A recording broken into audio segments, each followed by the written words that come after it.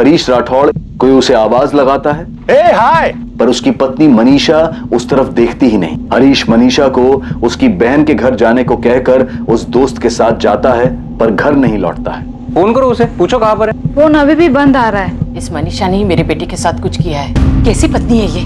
पति घर से गायब है और ये चुप चुप के खाना खा रही थी। हरीश के करीबी दोस्त योगेश और अरशद कहते हैं कि वो उस दिन हरीश से मिले ही नहीं थे। तो वो कौन था जिसने हरीश को आवाज दी थी? हरीश के फोन रिकॉर्ड के मुताबिक उसका फोन भोपाल के ही मोतीगंज में स्विच ऑफ हुआ था। तमाम कोशिशों के बावजूद पुलिस को हरीश की कोई खबर नहीं मिलती।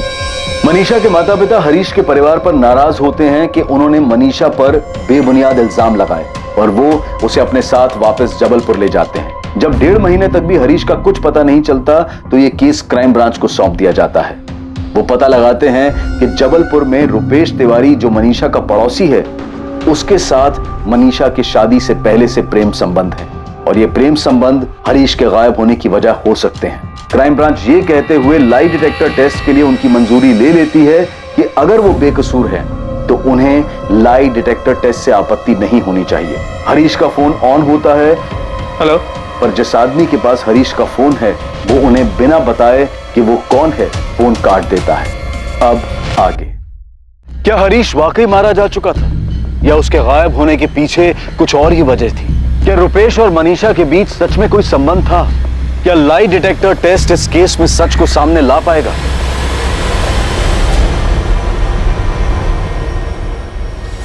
रवि, जितना जल्दी हो सकता है मुझे 444568 इस नंबर की डिटेल्स निकाल कर दो।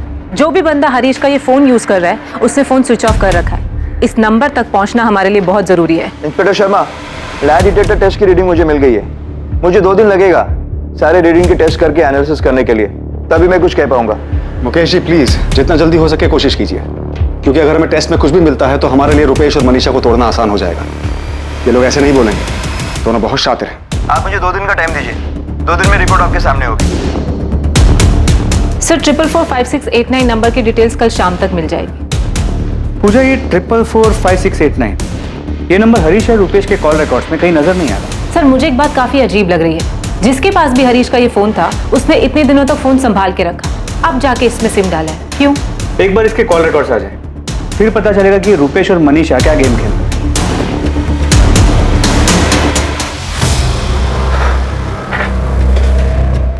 क्या हो रुपेश, लाई डिटेक्टर टेस्ट में पुलिस ने क्या पूछा? वही जो कस्टडी में पूछ रहे थे। इस बार नया ये था कि कुछ तार वार लगाए थे हम लोगों ने। तो उससे सच पता चल जाता है क्या? पता नहीं, कह तो रहे थे। यार मैं तो शुरू से ही सच बोलता आ रहा हूँ, जो वो लोग मानने को तैयार ही नहीं है। रीना, मनीषा कैसी है? कुछ टेंशन में, कुछ सोच में, ऐसा कुछ दिखा क्या? नहीं, शक्ल से तो ऐसा कुछ नहीं दिख रहा है। मैं उसे मंदिर ले गई थी, भगवान की कसम दिलवाकर मैंने उससे पूछा कि रुपेश और उसके बीच में कुछ है क्या, पर तब भी उसने यही कहा कि ऐसा कुछ नहीं है। कुछ समझ में नहीं आ रहा। मनीषा भी तो इतना सब कुछ होने के बाद भी एक बार भी कहीं से दुखी नहीं नजर आ रही। वही तो, कुछ समझ में नहीं आ रहा इनके बीच कब हुआ है, क्या हुआ है। और मनीषा कुछ बोल भी तो नहीं रही।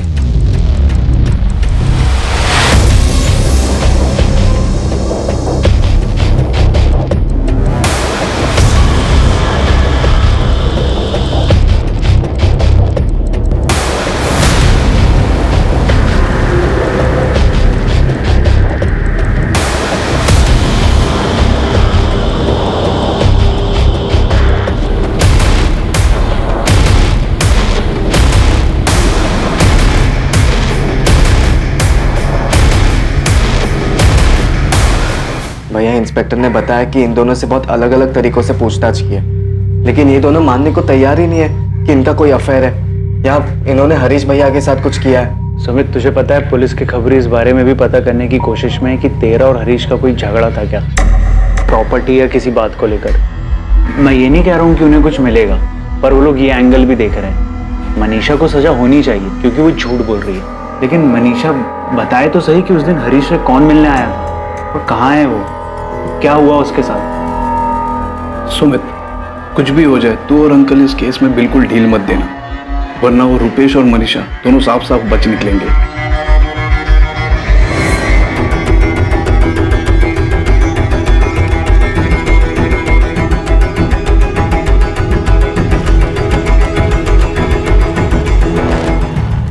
तक मैं अपने बेटे के बारे में पता न लगा लूं तब तक चैन से नहीं बैठूंगा।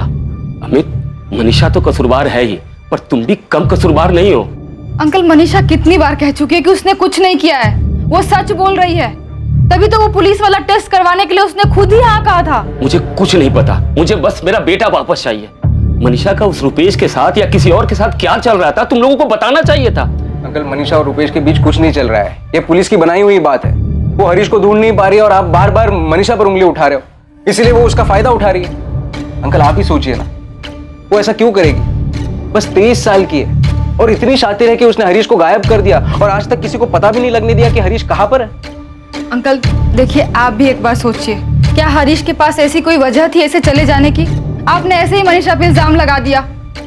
हरीश के वो जो दोनों दोस्त हैं, योगेश और वो अरशद, आपने उन लोगों के बारे में पुलिस को बताया कि जाके वहां भी सच ढूंढे? देखिए अंकल, आपकी तरह हम भी सच जानना चाहते हैं। हम भी जानना चाहते हैं कि हरीश के साथ ऐसा क्या हुआ, कहाँ गया वो।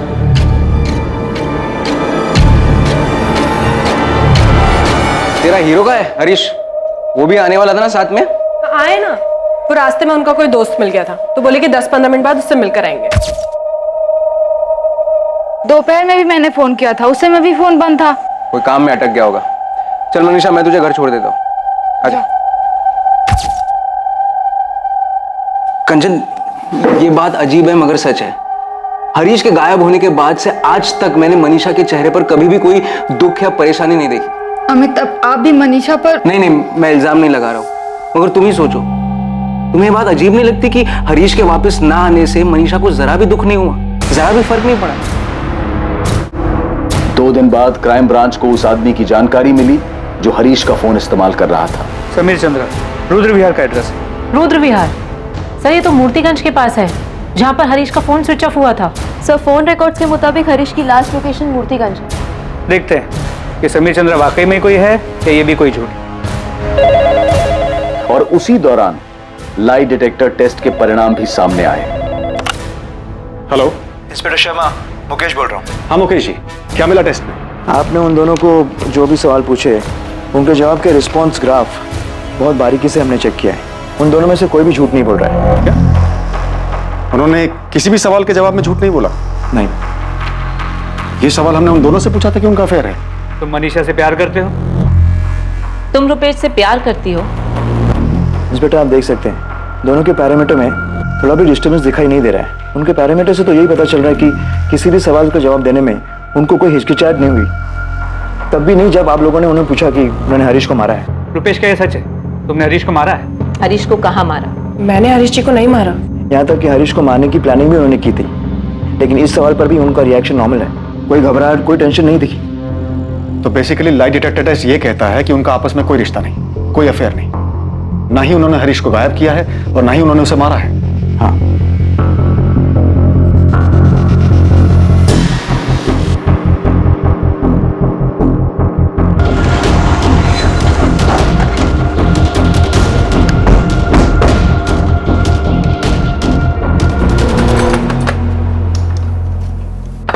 जी कहिए। समीर चंद्रा यहीं रहता है।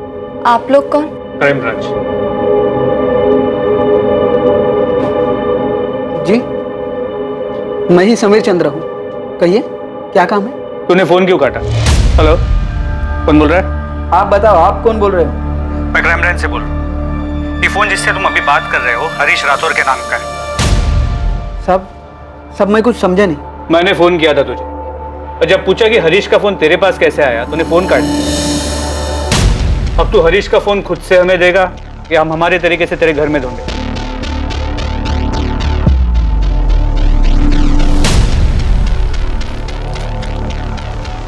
हाँ, ये हरीश भैया का ही फोन है, लेकिन आपके पास कहाँ से आया? ये फोन हमें समीर चंद्र नाम के एक आदमी के पास से मिला है, किसी फैक्ट्री में ड्रिल ऑपरेटर है। मैम, लेकिन उस आदमी के पास हरीश भैया का फोन कहाँ से आया? पूछताछ शुरू की है, जल्दी पता चल जाएगा। बलराम जी, आपने समीर चंद्रा का नाम कभी नहीं सुना? नहीं, पर आप ये कैसे कह रहे हैं कि मनीषा सब सच बोल रही है?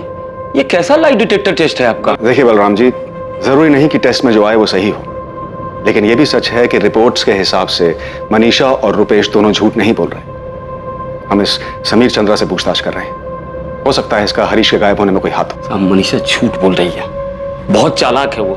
जिस दिन मेरा बेटा गायब हुआ उसके चेहरे पे जरा सा भी दुख नहीं था, जरा सा भी शिकन नहीं थी, जैसे उसका पति नहीं कोई ऐरा गहरा हो। साहब मैं समीर चंद्रा को तो नहीं जानता, लेकिन इतना जरूर जानता हूं कि मनीषा ने मेरे बेटे को गायब किया। साहब मैं डर गया था, क्योंकि जैसे ही इस फोन में मैंने अपना सिम डाला तुरंत आपका फोन आया कि आप क्राइम ब्रांच से है और ये फोन मुझे कहाँ से मिला। समीर, मुझे तेरे डर की नहीं, तेरे सच की कहानी बता। बोल, ये फोन तेरे पास कहाँ से आया? साहब रास्ते में पड़ा मिला, पान वाले की दुकान के बगल में कूड़े के पास पड़ा था। मैं पान बनवा रहा था जब फोन पे मेरी नजर पड़ी।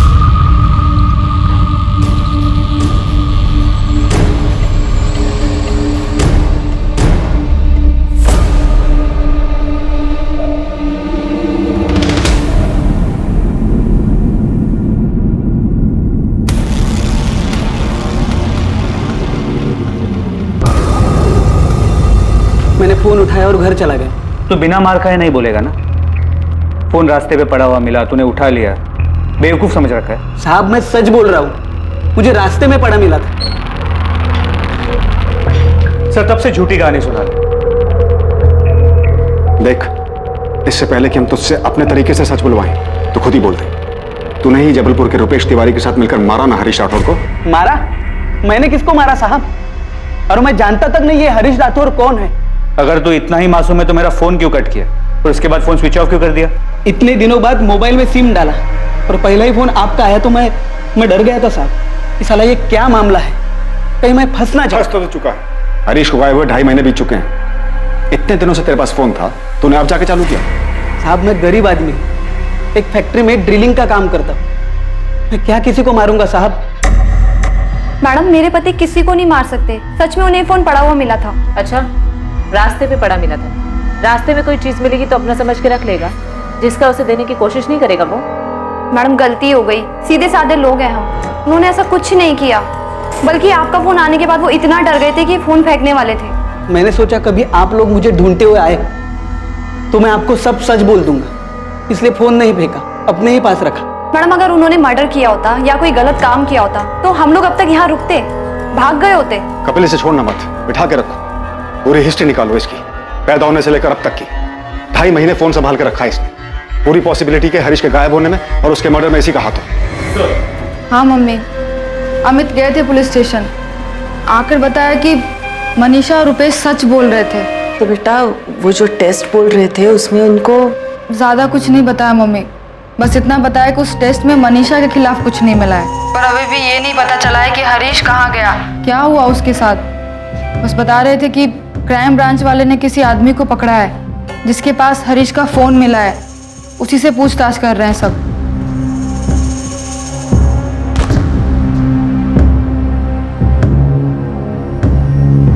क्या हुआ मम्मी?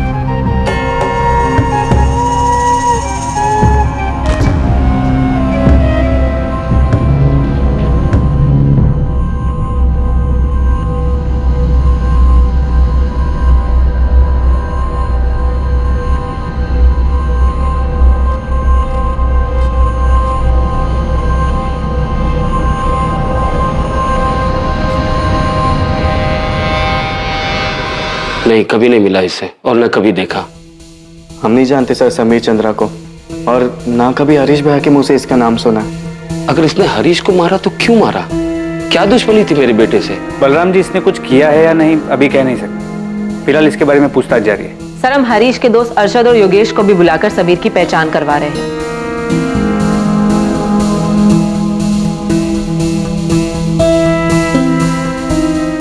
अरशद और योगेश भी ये नहीं जानते कि समीर कौन है? नहीं सर।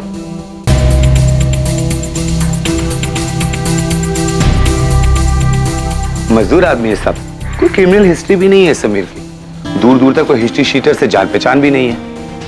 मतलब ये पॉसिबल है कि उसे हरीश का फोन सड़क पे पड़ा हुआ मिला? ऐसा ही लग रहा साहब, गरीब आदमी है, लालच में फोन रख लिया होगा।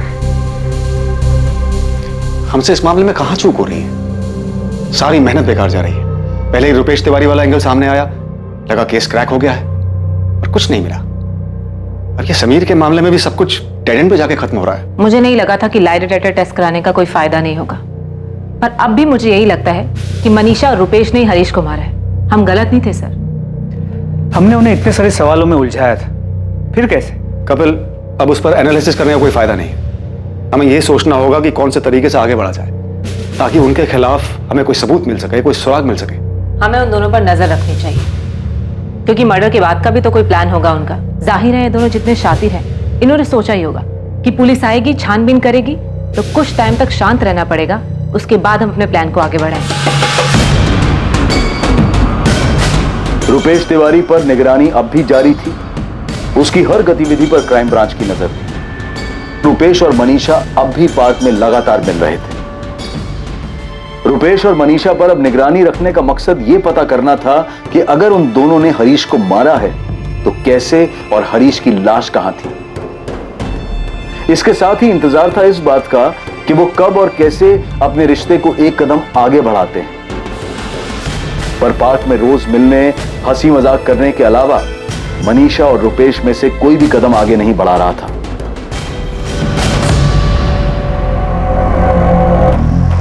कितनी शांत और खुश लग रही है, जैसे कि कुछ हुआ ही नहीं। यस सर, इसे किसी चीज से कोई फर्क ही नहीं पड़ रहा है। आज तक के करियर में इतने शातिर क्रिमिनल्स को तोड़ा है, इसे क्यों नहीं तोड़ पा रहे हो? सर, ताज्जुब की बात तो यह है कि बिना किसी कांटेक्ट के, बिना किसी बातचीत के ये दोनों इतना बड़ा कांड कर कैसे पाए, वो भी इतनी सफाई से कि आज तक हमें हरीश का नामो निशान तक नहीं मिला।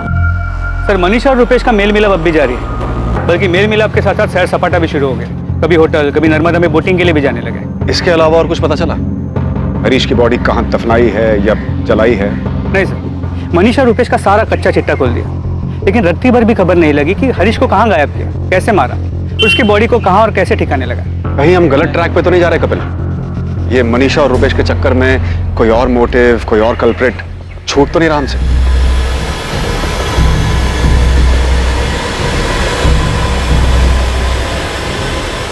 नहीं, हमें चाय पानी कुछ नहीं चाहिए।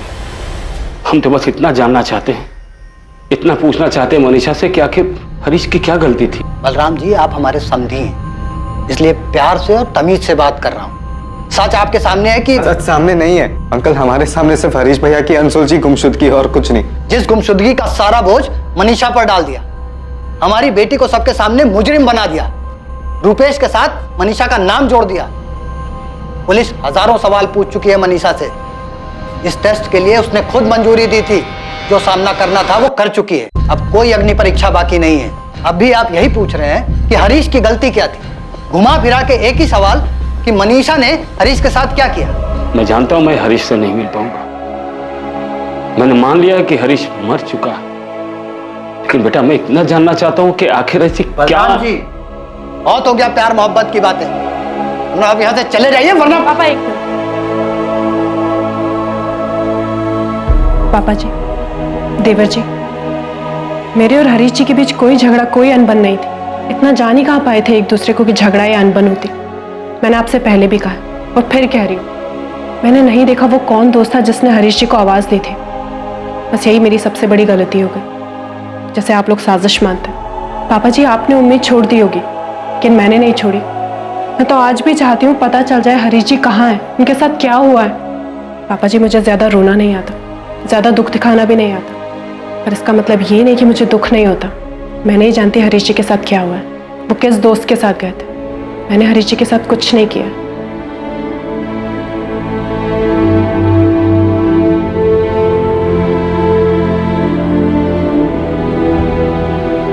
साहब, हम 4 दिनों से यहाँ चक्कर काट रहे हैं पर आप मिल ही नहीं रहे हैं। सर, आपने हरीश भैया को ढूंढना बंद कर दिया है क्या?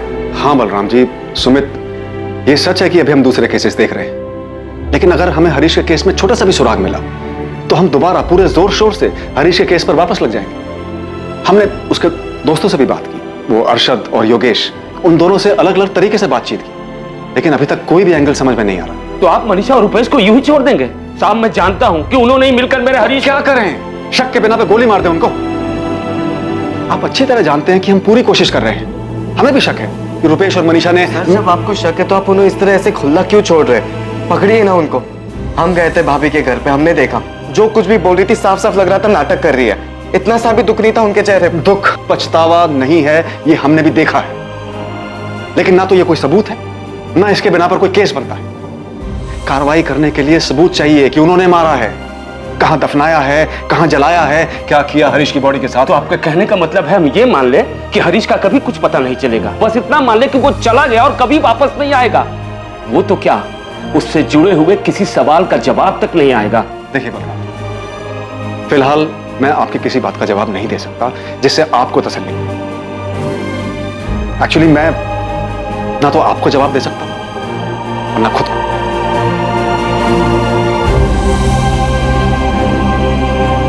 हरीश मिसिंग केस में क्राइम ब्रांच भी कोई हल नहीं खोज पाई, कोई क्लोजर नहीं दे पाई।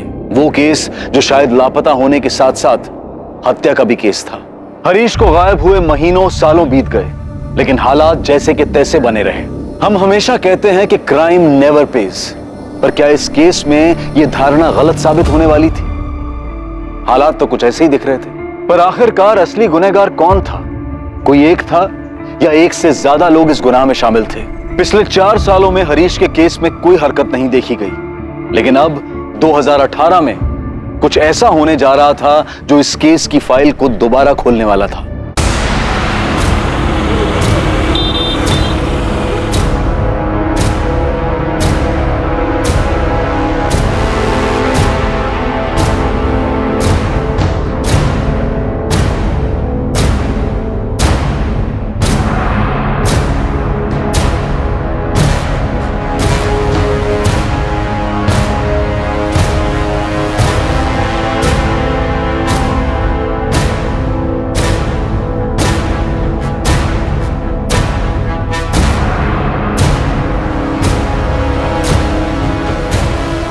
फिर जो मुझे सच बता दे, शूटआउट में तेरे साथ और कौन कौन था?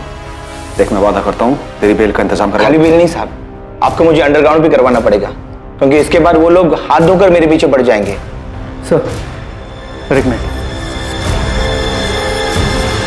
सर, वो हरीश राठौर मिसिंग केस याद है आपको? उसे कैसे भूल सकता हूं? 4 साल से एक आदमी गायब है, आज तक उसका पता नहीं चला। सर उसी केस के सिलसिले में जबलपुर से हमारे खबरी पंकज का फोन आया। कुछ हुआ है क्या वहां? जी सर, हरीश की बीवी मनीषा घर छोड़ के भाग गई। पंकज लाइन पे।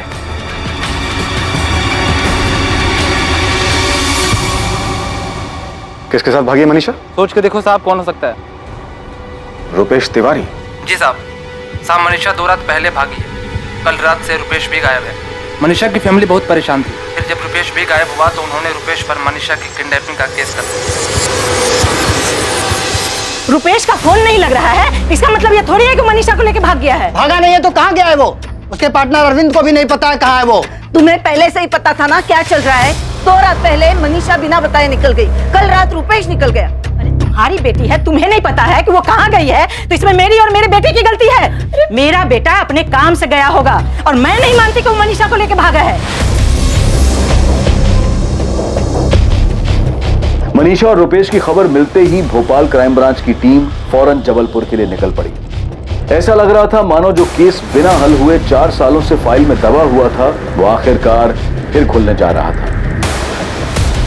कपिल, ये वो केस है जो इतने सालों तक मुझे परेशान करता रहा, इसे मैं कभी भूल नहीं पाया।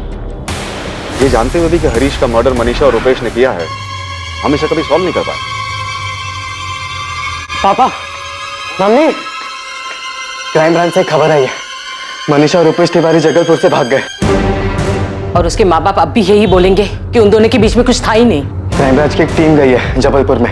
वो कह रहे कि मनीषा भाभी के घर वालों ने केस किया है रुपेश के खिलाफ किडनैपिंग का। ठीक है पापा, मनीषा ने कंचन दीदी को भी फोन नहीं किया। मनीषा सचमुच हमें बेवकूफ तो नहीं बना रही ना? उसने और रुपेश ने मिलके ही हरीश को मारा हो।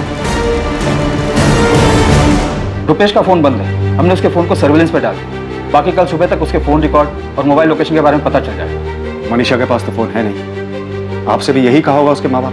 जी, मुझे लगता है कि मनीषा और रुपेश शायद इसी इंतजार में थे कि हरीश का केस ठंडा पड़ जाए, बंद हो जाए, ताकि ये लोग अपना अगला कदम उठा सकें। जगदीश, हमें किसी भी हाल में इन तक पहुंचना है।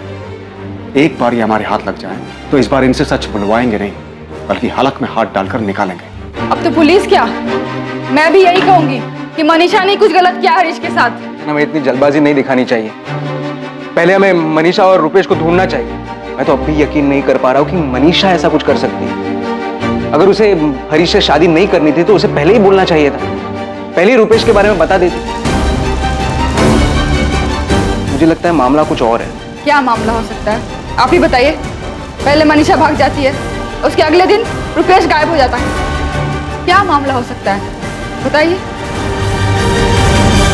इस केस ने कई झटके दिए थे और अब जो झटका लगने वाला था वो किसी की भी सोच से परे था। मनीषा घर से भागी, फिर रुपेश भी गायब हो गया और उसका फोन भी बंद हो गया। सबने फौरन 2 और 2 4 का फॉर्मूला लगाया और मान लिया कि दोनों साथ में भागे हैं। लेकिन यहां 2 और 2 4 नहीं बल्कि 5 साबित होने वाले थे।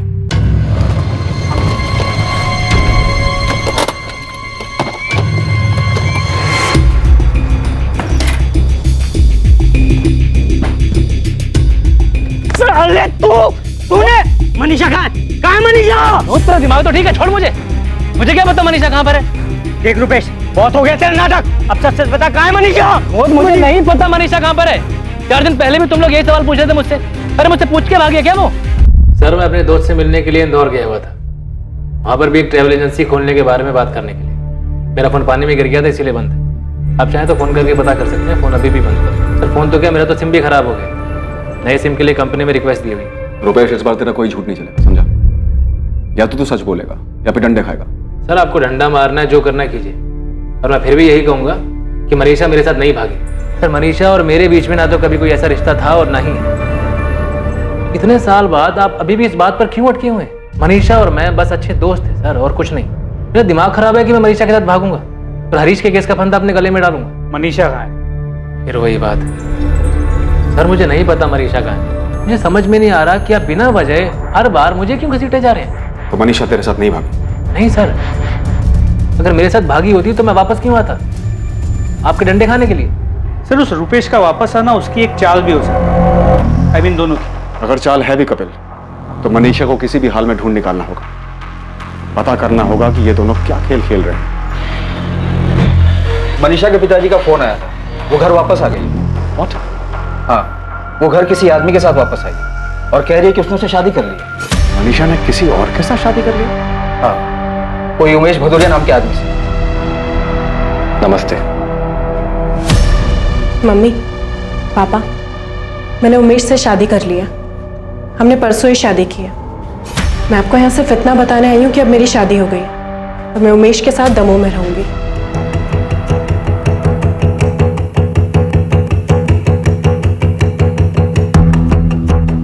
मैं 2 साल पहले उमेश से ही जबलपुर में मिली थी। हम दोनों के बीच बातचीत थी। मुझे उमेश अच्छे लगने लगे और फिर मैंने उनसे शादी करने का फैसला कर लिया। फैसला कर लिया? तू इतनी बड़ी हो गई कि फैसला करने लगी? हमें पूछने बताने की जरूरत नहीं समझी? मम्मी, मैं हरीश जी के गायब होने, उनके मरने का बोझ अपने सर पर उठाते उठाते थक गई हूँ। मेरी भी एक जिंदगी है, मैं भी जीना चाहती हूँ, पर इस बारे में तो किसी ने सोचा ही नहीं। और अगर मैं उमेश के बारे में बताती तो भी क्या होता? फिर से वही तमाशा शुरू होता। हरीश जी के घर वाले पुलिस के साथ यहाँ धरना देते और कहते, देखा, इसलिए इसने हरीश को मारा था। और मैं कब तक ऐसे पति ऐसी शादी के सहारे जीती जो 4 साल पहले ही चला गया, और उसके गायब होने की वजह से मुझे न जाने क्या क्या सहना पड़ा। हजारों सवालों के जवाब देने पड़े।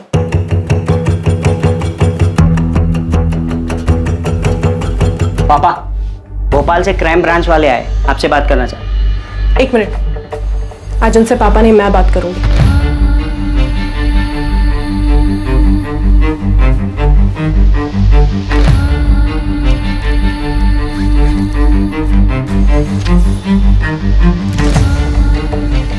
ये मेरी और उमेश की शादी का सर्टिफिकेट। हमने परसों मंदिर में शादी की और दमोह में शादी को रजिस्टर करवाया। अब प्लीज इसे ध्यान से देख लीजिए, क्योंकि आज के बाद मैं आपको कोई सफाई नहीं देना चाहती। हो गई तसल्ली?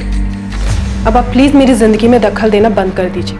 अगर अभी भी आपको ये लगता है कि मैंने हरीश जी के साथ कुछ किया तो जाइए, पहले उन्हें ढूंढ कर लाइए, उसके बाद इल्जाम लगाइए। आप लोगों को मेरे और उमेश के पीछे जितने लोग लगाने लगाइए, जो पता करवाना है पता करवाइए, हमें उससे कोई दिक्कत नहीं है। तुम उमेश से कब और कहाँ मिली? तो जब आपके किसी भी सवाल का जवाब देने की कोई जरूरत नहीं है। मेरी जिंदगी का हर रिश्ता, हर फैसला, हर इंसान आपकी कार्रवाई के दायरे में नहीं आता। आपका काम हरीश जी का पता लगाना है, आप जाइए और उनका पता लगाइए।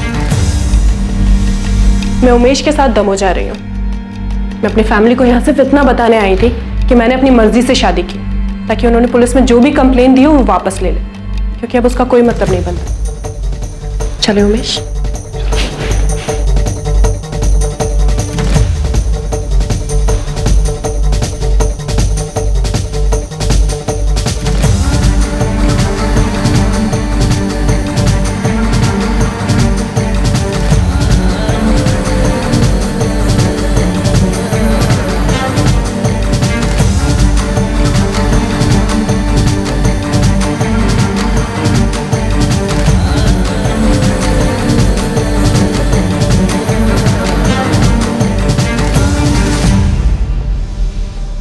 साहब कहीं मनीषा ने रुपेश के बजाय उमेश के साथ मिलकर तो नहीं? बलराम जी, हम उमेश के बारे में पता लगा रहे हैं, लेकिन अभी तक ऐसा कुछ भी सामने नहीं आया है कि हरीश के साथ शादी करने से पहले मनीषा और उमेश एक दूसरे को जानते थे।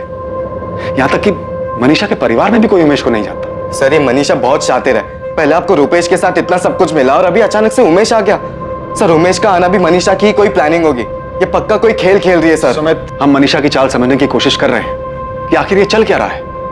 4 साल बाद हमें लगा कि हरीश के केस में कुछ हाथ आया है, लेकिन जब वहां जाकर देखा तो उसका कुछ अलग ही पैतरा सामने आया। आपने पहले भी तो पूछताछ की थी, तो कौन सा सच सामने आ गया? पता नहीं ऐसे ही लाई डिटेक्टर टेस्ट में भी झूठ बोला और किसी की नजर के सामने ना आया। बलराम जी, सर कुछ ऐसा नहीं जिससे इनसे सच उगलवा लिया जाए कि इन्होंने हरीश भैया के साथ क्या किया है, क्यों किया है। सुमित, अभी मैं सिर्फ इतना कह सकता हूं कि हम पूरी कोशिश करेंगे। वो सब करेंगे जिससे हरीश का पता लग सके और सच बाहर आ सके। मनीषा की जिंदगी में एक नया किरदार आया, उमेश भदौरिया। इस उमेश भदौरिया की हर हरकत पर पुलिस की नजर थी। मनीषा पर भी नजर रखी जा रही थी। पुलिस को शक था कि मनीषा कोई खेल खेल रही थी, जिसमें रुपेश की भी बराबर की भूमिका थी।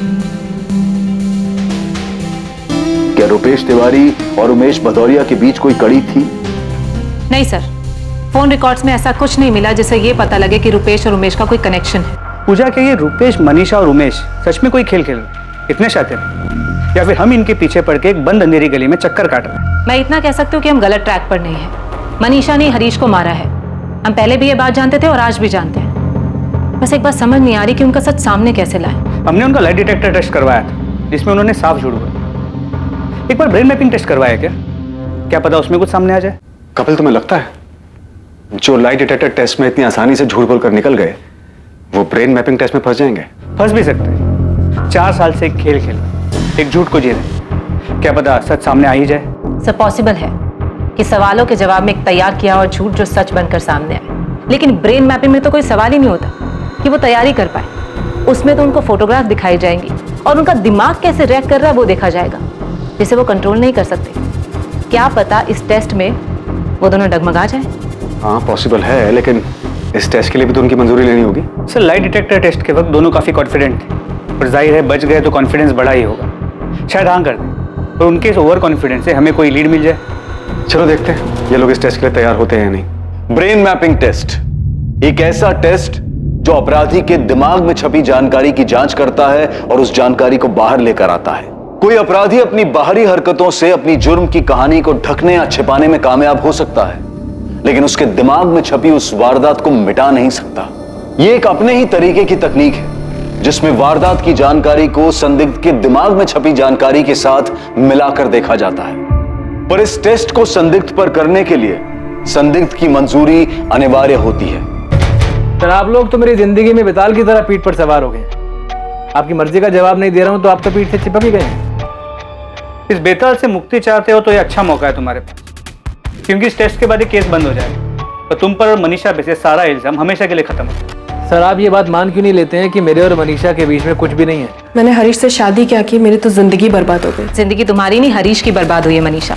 4 साल हो गए, वो कहा है उसकी कोई खबर नहीं है। रुपेश ने आपसे क्या कहा? वो तैयार है? क्यों? रुपेश के इशारों पर हाँ करोगी तुम? करूँ भी तो क्या दिक्कत है? आप लोगों ने तो वैसे भी हम दोनों का रिश्ता बना के रखा है 4 साल से, वो भी मुजरिम का, बिना किसी वजह। ठीक है सर, एक बार मनीषा से बात करता हूँ फिर बताता हूँ। कैसे बात करोगे? उमेश के फोन पे या मनीषा के फोन? सर आप जो चाहो पैतरा लगा दो, और यही सच है कि मेरे और मनीषा के बीच में कुछ भी नहीं है, और हरीश को गायब करने या मारने में मेरा कोई हाथ नहीं। तो फिर तो तुम्हें ब्रेन मैपिंग टेस्ट करने के लिए हाँ कर देना चाहिए, क्योंकि इससे हमेशा के लिए साबित हो जाएगा कि तुम्हारा इसमें कोई रोल नहीं।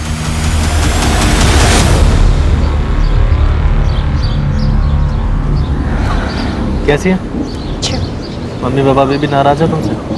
हाँ, यही कहते रहते हैं कि क्या हरकत की है, कौन है ये उमेश, और वही सारी बातें। ये क्राइम ब्रांच वालों ने ब्रेन मैपिंग टेस्ट को लेकर दिमाग खराब कर रखा है, बहुत परेशान किया हुआ। हाँ मुझे भी। क्या कहती है?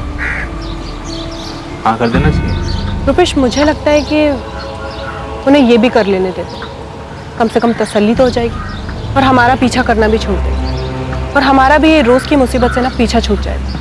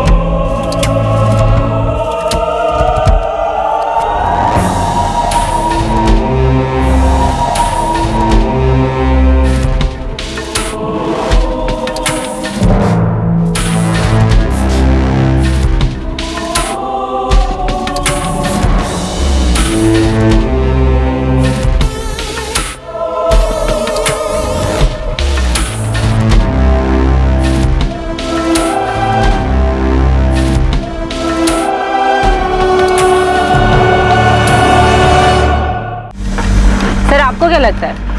यही कि लाई डिटेक्टर टेस्ट के बाद वो जितने कॉन्फिडेंट है, इस बार उनका कॉन्फिडेंस फीका पड़ता नजर आया मुझे। सिर्फ मनीषा जब ब्रेन मैपिंग टेस्ट से बाहर निकली तो पहली बार मैंने उसके चेहरे पे थोड़ी टेंशन देखी। रुपेश मनीषा से भी थोड़ा ज्यादा परेशान लगा। लगता है इस बार इनका ये गिल्ट ये केस सॉल्व कर देगा।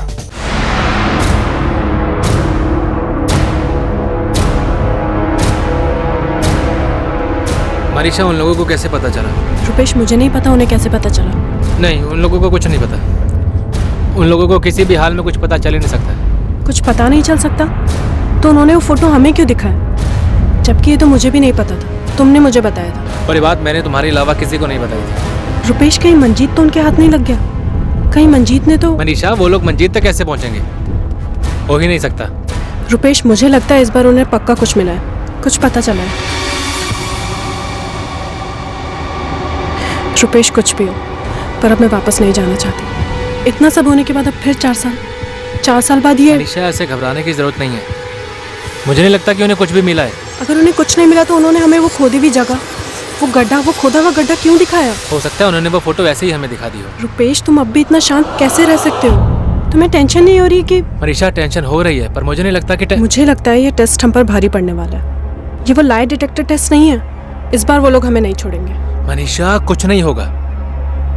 वो बस हमें फंसाने की कोशिश कर रहे हैं। अब तुम ऐसे घबराओगी तो उन्हें जरूर हम पर शक हो जाएगा। तुम शांत रहो बस, बाकी मैं संभाल लूंगा।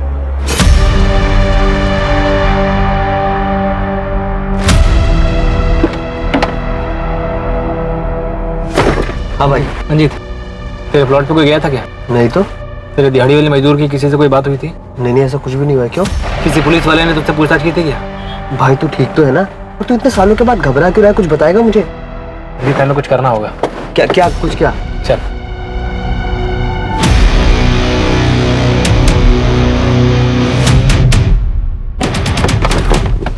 अरे रुपेश, करना क्या है बताएगा? मिसी ऐसे यहाँ नहीं छोड़ सकते। यहाँ नहीं छोड़ सकते मतलब तेरा दिमाग तो ठीक है? हैं?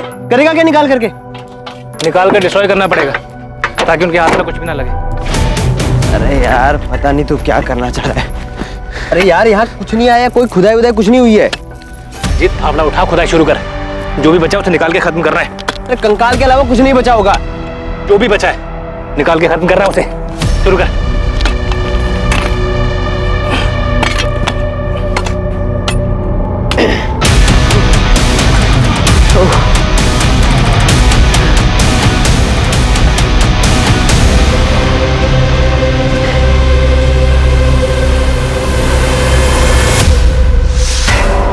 अब क्या करना है इसका बता। एक काम करते हैं, इसकी हड्डियों को चूरा करके ना कहीं दूर फेंक के आते हैं। गाड़ी में चादर रखी, मैं लेकर आता हूँ।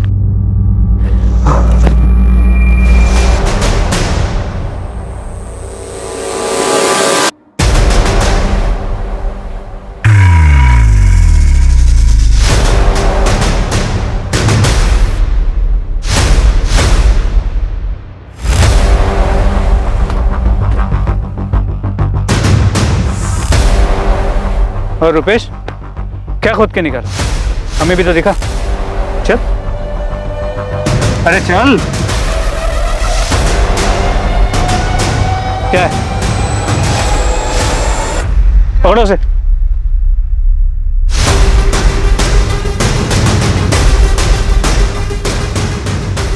अप्रैल 2014 को हरीश और मनीषा ने कंचन के घर जाने के लिए रिक्शा लिया ही नहीं था।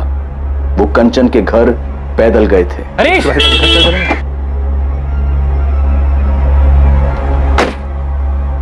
कैसे हो? मैं ठीक हूँ भाई। यहाँ कैसे? भोपाल में? भोपाल में किसी काम से आया था, वापस जा रहा था तो तुम दोनों पर नजर पड़ी, सोचा मिलते ही चलो। ठीक किया। कैसे हो मनीषा? ठीक। यार अच्छा हो तुम मिल गए। हाँ। थोड़ी देर के लिए मेरे साथ चलो ना, मुझे तुम्हारी हेल्प की जरूरत है। अभी? हाँ। तो यार, अभी मैं मनीषा को लेकर के कंचन दीदी के यहाँ छोड़ने जा रहा था और वहां से फिर काम पे भी जाना है। तो एक काम को, तुम शाम को घर पे आ जाओ ना, बैठ के बातें करते हैं हम लोग। यार हरीश, बस आधे घंटे की बात है। एक्चुअली मैं भोपाल में एक नया काम शुरू करने की सोच रहा हूँ। तुम तो यहीं के हो, सही आइडिया दे दोगे। चलो ना, और शाम को वापस जा रहा हूँ तो मिल नहीं पाऊंगा। चलते चलते बात कर लेंगे। कम।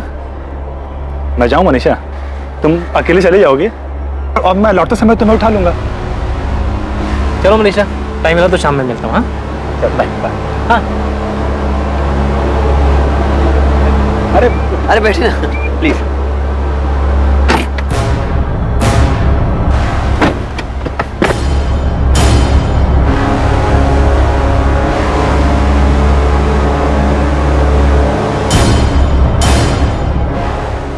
इधर प्लॉट खरीद के क्या करोगे? भोपाल शिफ्ट होने का प्लान है क्या? ऐसे ही सोच रहा हूँ, पर एक बार तुम प्लॉट देख लो, उसके बाद बताना कि लेना चाहिए कि नहीं। अरे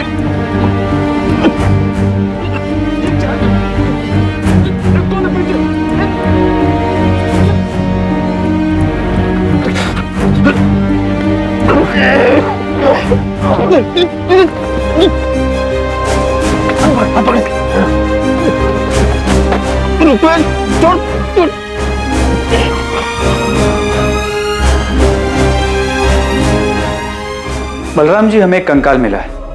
वो हरीश का ही है, ये कंफर्म करने के लिए हमें डीएनए टेस्ट करना पड़ा। रुपेश ने यहां भोपाल में हरीश को मार दिया था। जबलपुर के पास रुपेश के एक दोस्त मंजीत का प्लॉट है। मारने के बाद वो लोग हरीश की बॉडी को वहां ले गए और उस ओपन प्लॉट में दफना दिया। क्यों क्यों किया मनीषा ने ऐसा? क्योंकि मुझे रुपेश से शादी करनी थी, और अगर ये बात मैं अपने घर में बताती तो मेरे घर वाले इस शादी के लिए कभी तैयार नहीं होते। कैसे पता तैयार नहीं होते? तुमने तो अपने अफेयर के बारे में उन्हें कभी बताया ही नहीं। मुझे लगा था वो मना कर देंगे। तुम्हें लगा? अगर पूछा नहीं, तुम्हें यह कैसे लगा कि तुम एक शरीफ आदमी के साथ शादी कर लोगी, उसे मार दोगी और फिर बड़े आराम से रुपेश के साथ दूसरी शादी कर लोगी, आराम से जिंदगी जी लोगी? यह कैसे लगा तुम्हें? ऐसा हो नहीं पाया, मुझे लगा था ऐसा ही होगा। सर, ये बात करने के लायक नहीं। शक्ल देख लो इसकी। दो मारना है मार लो, जितना मारना है मार लो। ये उमेश कौन है? ये क्या नाटक था? रुपेश का नाटक था, क्योंकि ऐसे तो हमारी शादी होने से रही, तो हमें ये एक और नाटक करना पड़ा। रुपेश, अब क्या प्रॉब्लम है? भाग चलते हैं ना, भाग चलते हैं यहाँ से। वैसे भी हरीश को रास्ते से हटाने के बाद हम वो लाई डिटेक्टर टेस्ट से भी बच गए, और अब तो 2 साल हो चुके हैं, कोई ढूंढ भी नहीं रहा होगा उसे। मनीषा भी कुछ बोल नहीं सकते हैं। पहले वाली पुलिस टीम ने तो केस ही बंद कर दिया था, वो लोग मुझ तक कभी पहुंच ही नहीं पाए थे, लेकिन इस बार तो क्या ये सब करने के बाद हम अभी भी दोस्त होने का नाटक करते रहेंगे? शायद इतना सब्र किया थोड़ा और से। अगर क्राइम ब्रांच वालों ने हमें ऐसे सुमड़ी में नहीं पकड़ा होता ना तो और बात है। अब हम भागेंगे या तुम अपने घर पे मुझसे शादी के लिए बात करोगे ना तो वो लोग हमें छोड़ेंगे नहीं। लिख कर देता हूँ, कुछ ना कुछ जरूर खोद निकालेंगे। अभी तक तो वो लोग मंजिल तक पहुँचे नहीं हैं, अगर थोड़ा और ढूंढेंगे ना तो उस तक भी पहुँच जाएंगे। तो क्या अब हमें सारी जिंदगी ऐसे ही रहना पड़ेगा? इसलिए हमने ये सब किया था। मंजीत उमेश को जानता था, वही उसे लेकर आया था। मतलब उमेश का रोल सिर्फ शादी करके डिवोर्स देने तक का था? जी। उमेश मनीषा को डाइवोर्स देता, मनीषा वापस अपने घर चली जाती, और कुछ टाइम बाद मैं मनीषा की फैमिली से हमारी शादी की बात करता। मतलब यही सब कुछ तुमने हरीश के केस में भी सोचा था? तुम हरीश को मार दोगे, मनीषा अपने घर चली जाएगी, सबको यही लगेगा कि हरीश मनीषा के साथ शादी करके खुश नहीं था, इसलिए सब कुछ छोड़ छाड़ के चला गया, और फिर तुम इसकी फैमिली से अपनी शादी की बात करोगे। यही प्लान था ना? जी हाँ। तुम अपना फोन जबलपुर में छोड़कर आए थे, फिर 15 अप्रैल को इतनी सफाई से प्लानिंग कैसे की कि ये लोग कितने बजे कंचन के घर जाएंगे और तुम इनसे रास्ते में टकराओगे? फोन से मैंने मनीषा को फोन लेकर दिया था, जिसके बारे में और कोई नहीं जानता था। वो फोन का है? वो फोन तो मैंने कब का तोड़ के फेंक दिया। उसका नंबर तो होगा, या उसे याद दिलाने के लिए तुझे तोड़ू? नंबर मेरे पास है। कब से चल रहा था तुम दोनों का अफेयर? मनीषा की शादी की 1 साल पहले से। मतलब हरीश के साथ शादी, उसका मर्डर, उसे दफनाना, उमेश का आना, ये सारी प्लानिंग किसकी थी? मनीषा तुम्हारी या रुपेश तुम्हारी? दोनों की थी। ये सब हमने मिलकर किया है।